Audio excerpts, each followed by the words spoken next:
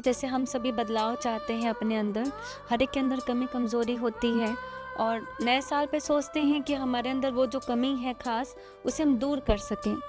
तो ऐसे कुछ टिप्स आप बताइए कि किसी भी कमी को छोड़ने का यदि हम संकल्प लेते हैं बुराई को, तो उससे कैसे हम उस पर कैसे अटेंशन दिया जा सकता है? फॉर एग्ज़ाम्पल हम लोग गुस्से को ही ले लेते हैं, तो इस गुस्से को कैसे ख़त्म करें अपने अंदर से? बहुत सुंदर ये सवाल है कि भाई गुस्से को कैसे ख़त्म करना चाहिए।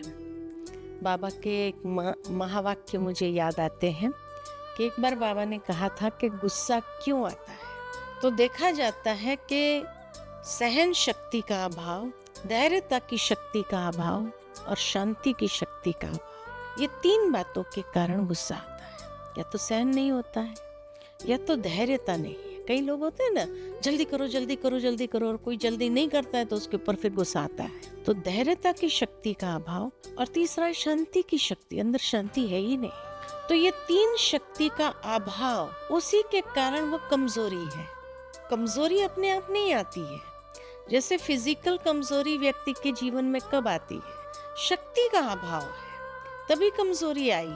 आज अंधेरा है, अंधेरा क्यों है? प्रकाश का अभाव, यही अंधेरा है। अंधेरे का स्रोत नहीं है, जैसे प्रकाश का स्रोत है, अंधेरे का स्रोत नहीं, लेकिन प्रकाश का अभाव यही अंधेरा है। तो शक्ति का अभाव यही तो कमजोरी है। तो उसके लिए जैसे कई लोग सुबह उठते हैं ना, तो अंदर दृढ़ संकल्प करते हैं कि आज मुझे सारा दिन क्रोध नहीं करना, क्रोध नहीं करना। अब होता क्या है कि हम आत्माओं इतनी पॉजिटिव है आरंभ से लेकर के, तो पॉजिटिव सोल्स होने के कारण हमारा दिमाग जो है ना, नहीं, नेगेटिव शब्द को एक्सेप्ट नहीं करता है, स्वीकार ही नहीं करता है। इसलिए जब व्यक्ति कहता है आज मुझे क्रोध नहीं करना है, तो नहीं शब्द को वो काट देते हैं। तो आज मुझे क्रोध करना है, इसीलिए देखा जाता है जिस दिन क्रोध नहीं करने का संकल्प करते हैं ना, उस दिन ज्यादा क्रोध आता है। साइकोलॉजिकली है। जैसे कोई छोटा बच्चा होता है ना, उसको कहो यहाँ खेलो, लेकिन वो दरवाजा नहीं खोलना, वो खेलना छोड़ देगा, उसी दरवाजे पर जाएगा। ऐसे ही हमारा मन एक छोटा बच्चा है, उसको हमने अगर कह दिया कि तुम सब कुछ करो लेकिन क्रोध नहीं करना है, तो वो क्रोध ही करेगा, उसको और कस के पकड़ेगा। वो कमजोरी से इतना हिर गया है कि उसको छोड़ना नहीं चाहता है, तो इसीलिए क्रोध को और कस के पकड़ेगा। लेकिन उसको क्रोध के बारे में बताओ ही नहीं।